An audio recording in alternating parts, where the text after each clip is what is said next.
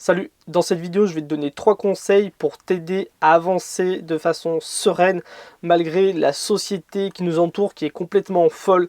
Donc le but c'est de t'aider à avancer dans tes projets en gardant un état d'esprit serein. Ces 3 conseils je vais les tirer du livre Le calme et la clé de Ryan Holiday. Donc Ryan Holiday c'est un écrivain qui écrit des livres surtout sur le stoïcisme. Il en a écrit pas mal que j'aime beaucoup. Le calme et la clé c'est vraiment mon préféré.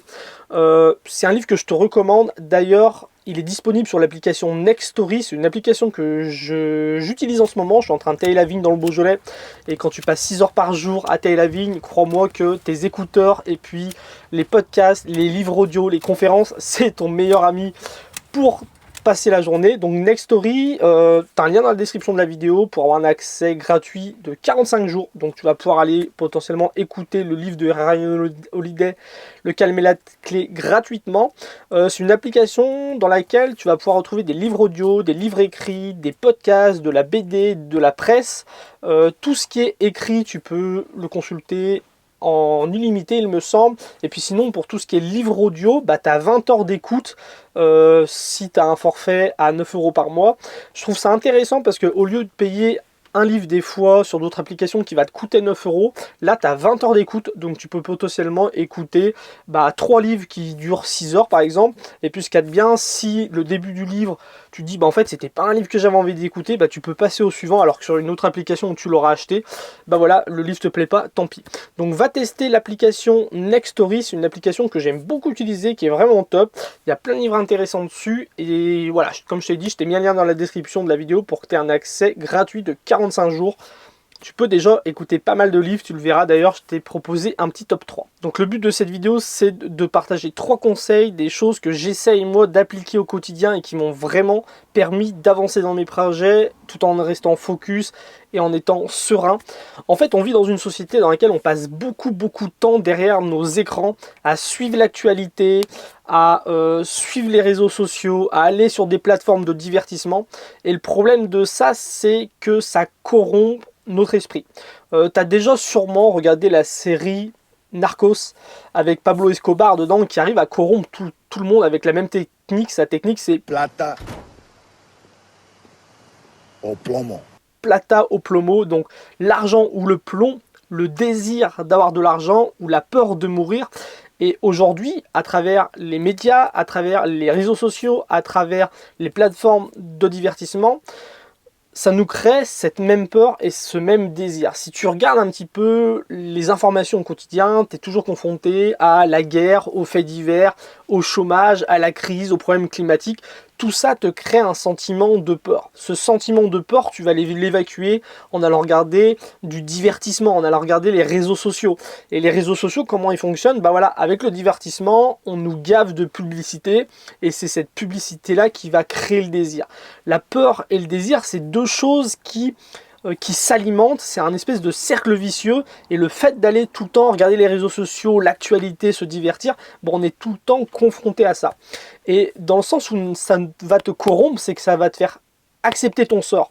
Parce que la peur d'être au chômage, la peur qu'il t'arrive quelque chose, la peur qu'il y ait une guerre, tout ça va faire quoi ? Va faire que tu acceptes le statu quo, va faire que tu acceptes d'aller travailler pour protéger tes arrières, tu vas pas prendre de risques. Et puis le désir d'avoir toujours plus, de consommer plus, ça va te pousser à consommer, à dépendre de l'argent, donc de travailler.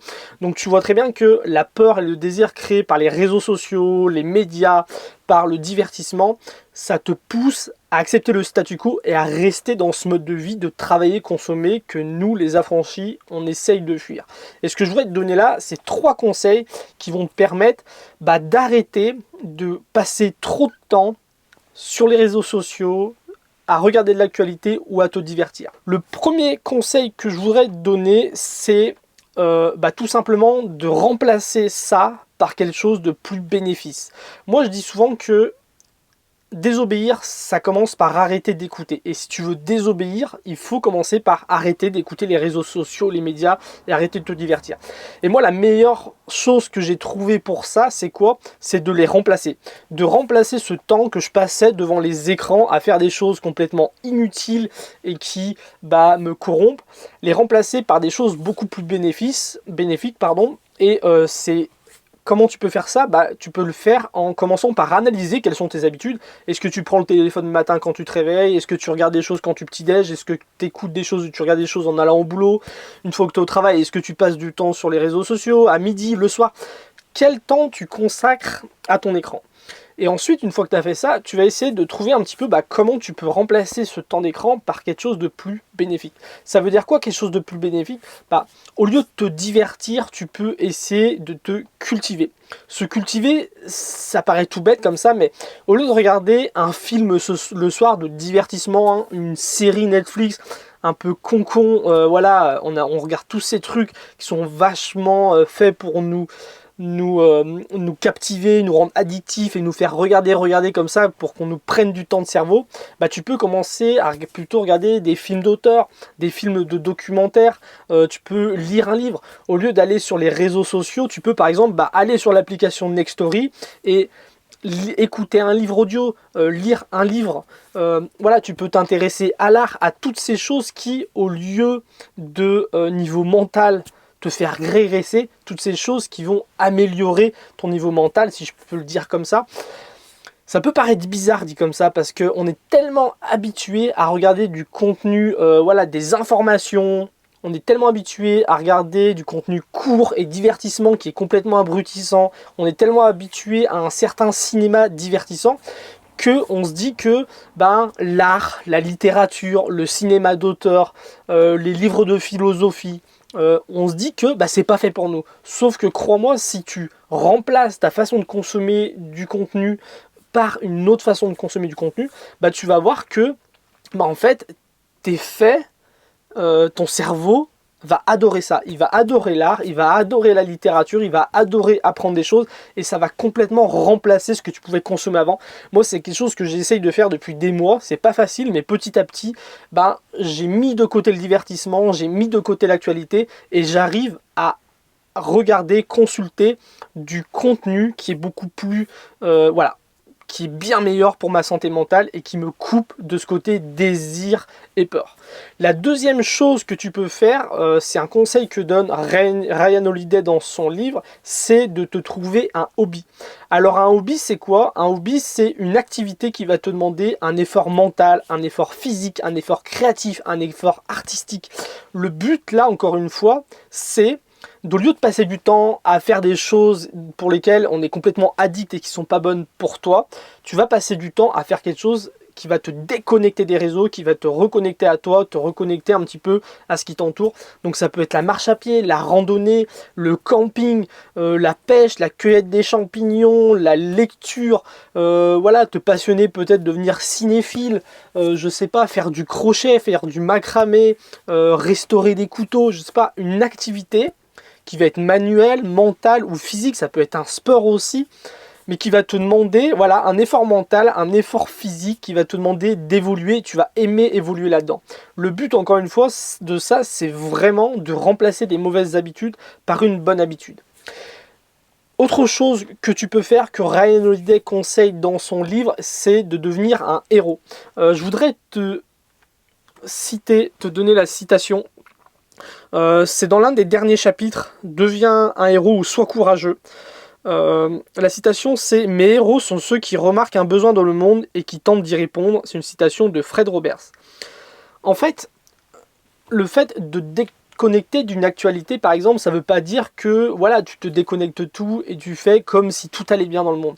Mais on est d'accord pour dire que de savoir qu'il y a eu un tsunami à l'autre bout de la planète, qu'il y a eu une guerre dans le pays qui est à 5-6 000 km de toi, de savoir qu'il y a eu un fait divers dans un autre département de toi, de savoir toutes ces choses-là, ça n'a aucune utilité pour toi à part te faire peur et être captivé par ces histoires parce que notre cerveau, avec le biais de négativité, adore ces histoires-là.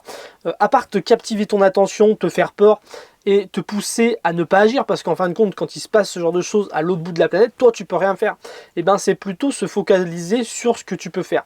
Il y a un principe qui est hyper important de le stoïcisme, c'est le fait de faire la différence entre ce dont tu est capable d'agir pour changer les choses et ce dont tu n'as pas la capacité d'agir pour changer les choses. Ça c'est hyper important dans le stoïcisme et là on est en plein dedans. Au lieu de te focaliser sur ce qui se passe à l'autre bout du monde et toi tu peux pas agir dessus, tu peux te focaliser sur ce qui se passe peut-être proche de chez toi et agir.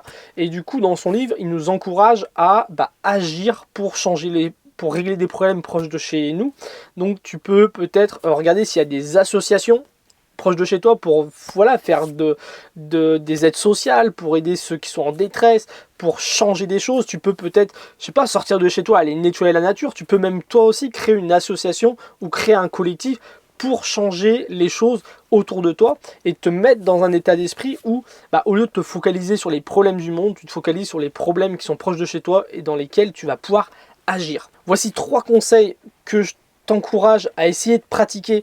Moi, j'en suis au stade où j'ai essayé de remplacer tout ce que avant je consultais par du contenu beaucoup plus inspirant, beaucoup plus intelligent, par de l'art. Voilà, j'essaye vraiment de me cultiver au lieu de me divertir. J'ai décidé aussi d'arrêter de regarder les médias et l'actualité. J'essaye aussi, au lieu de passer du temps devant les écrans, d'avoir des activités, des hobbies qui me permettent d'évoluer, de grandir, d'avancer et de progresser et surtout de me déconnecter de cette société complètement folle.